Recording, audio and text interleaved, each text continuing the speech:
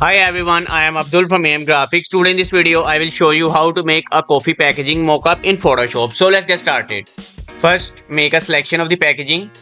After make a selection, press Ctrl J to duplicate the layer.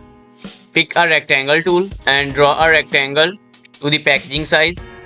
Now convert it into smart object and reduce the fill and press Ctrl T to transform and select distort.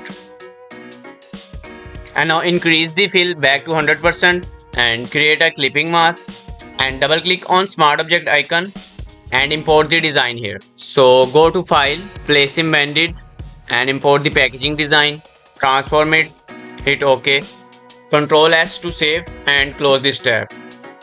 Now change that blend mode to multiply, go to blending options, break the slider by holding Alt and drag with click and move to the left side, hit OK.